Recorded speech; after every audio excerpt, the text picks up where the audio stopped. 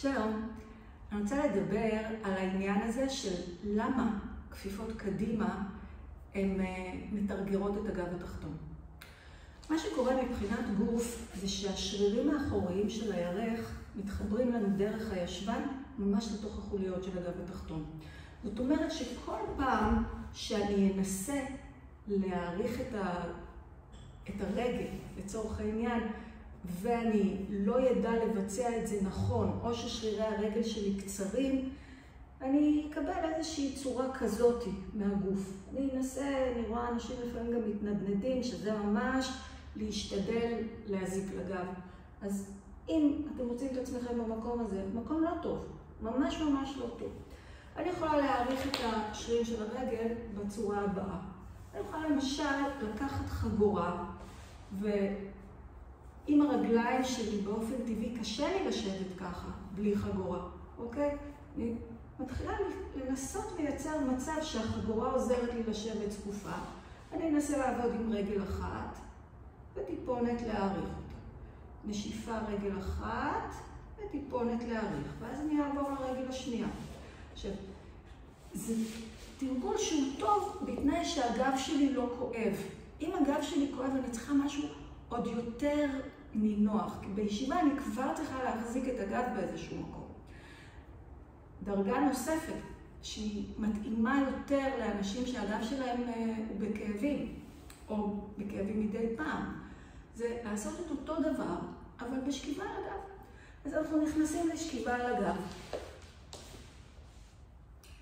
אני עובדת תמיד רק עם רגל אחת בכל פעם, מכניסה רגל לתוך החגורה, בפלקס. ואני לוקחת את הרגל אליי עם החגורה. עכשיו, בהנחה שהשריר הזה הוא קצר מאוד, הרגל תיראה כפופה. אוקיי? לא תוכל להתיישר למעלה, לא תוכל לעשות את זה. הרגל תיראה כפופה, באיזשהו שלב היא תיעצר, אי אפשר יהיה יותר להזיז אותה. עכשיו, חשוב לא להיעצר במקומות שכואב לנו. אם הרמת הרגל יוצרת כאב, אז לא לעשות. אבל אם הרמת הרגל הזאת לא יצרה לי כאב, לא תרגרה לי כאב, אני בנשיפה, כשאני מוציאה אוויר, אני אנסה למלא קצת, או לפתוח קצת את האזור שמאחורי הברך. אני ממש דוחפת בנשיפה את הברך שלי קדימה. עכשיו, התנועות יהיו מאוד קטנות, כי פה יש ממש פלונדר של שרירים קצרים וגידים חזקים וקצרים, ואני מנסה בנשיפה לדחוף את זה קצת.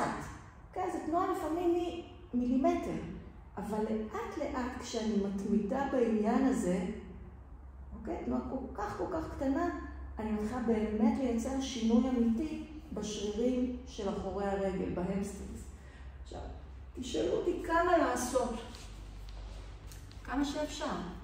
לפעמים אפשר לעשות 10 תנועות כאלה ולנוח. מחר אפשר יהיה לעשות 11, מחרתיים 12. אתם תראו שבכל פעם שאנחנו עובדים על התרגיל הזה, שצריך לעשות ברמה יומיומית, אם אנחנו רוצים ליצור שינוי, אפשר לעשות קצת יותר, ושהרגל נפתחת קצת. זה אחד התרגילים הכי קטנים, יעילים, איך נגיד את זה, לא מתרגרים, במיוחד כשיש לנו פריצות דיסק, כאבי גב, כל הדברים האלה. התרגול הזה, כשאתם שוכבים בגב ישר, הוא בטוח על הרצפה, הוא בטוח לגוף שלכם. אז זה דבר ראשון. מה לא לעשות, אוקיי? למשל,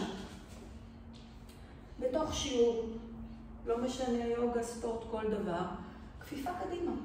אם השריר שלי קצר, אני אוכל לעשות את זה, אוקיי?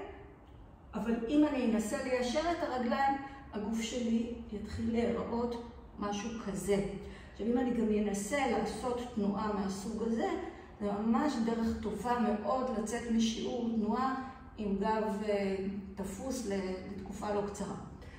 אותה תנוחה בדיוק, אוקיי, אני מנסה להגיע לרגליים שלי ללא הצלחה, יכולה לקרות בהרבה שיעורים גם מפה. אתם מכירים את זה בטח. בואו נגיע לרגליים שלנו. אם הרגל שלי האחורית, השרירים שלי קצרים, התנועה שלי תראה כמו משהו כזה, ואם אני אוסיף לכאן גם נדנודים כאלה, או חגורה, גב עגול, זה ממש דרך, ממש לפי הספר, איך לפרוץ דיסק, ככה.